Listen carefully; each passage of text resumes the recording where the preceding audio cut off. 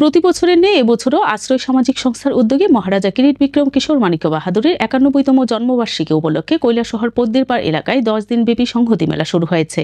বৃহস্পতিবার রাত থেকে কৈলাসহর পদ্মের পাড়ে শুরু হয়েছে ১০ দিনব্যাপী ঐতিহ্যবাহী সংহতি মেলা।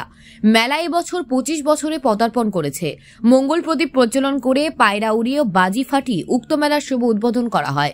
পাশাপাশি দেশের প্রয়াত প্রাক্তন প্রধানমন্ত্রী মনমোহন সিংয়ের স্মৃতির প্রতি শ্রদ্ধা জানিয়ে ১ মিনিট নীরবতা পালন করা হয়। উক্ত মেলা উদ্বোধন হওয়ার পূর্বে আশ্রয় সামাজিক সংস্থার উদ্যোগে কৈলাসহরে একটি বর্ণাঢ্য শোভাযাত্রা অনুষ্ঠিত হয়।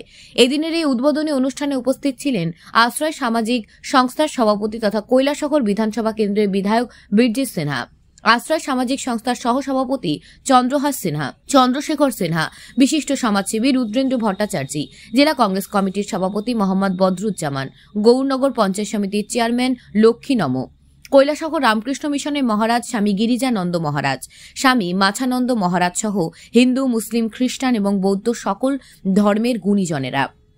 ১০ দিন মেলা প্রাঙ্গণে নানা ধরনের সাংস্কৃতিক অনুষ্ঠান অনুষ্ঠিত হবে। পাশাপাশি বৃহস্পতিবার রাত্রিবেলা ও বিভিন্ন ধরনের সাংস্কৃতিক অনুষ্ঠান অনুষ্ঠিত হয় উক্ত মেলা প্রাঙ্গণে। কৈলাসহর বিধানসভা কেন্দ্রের বিধায়ক বীরজিৎ সিনহা উক্ত মেলা সম্পর্কে বিস্তারিতভাবে আলোচনা করেন। আমাদের এই মেলার উদ্দেশ্য দেখি যে সাম্প্রদায়িক সম্প্রীতি এবং জাতীয় সংহতি, ওটাই মেইন আমাদের বিষয়। এবং এবারের মেলা ২৫ বছরে পদার্পণ করেছি। শুরু করেছিলাম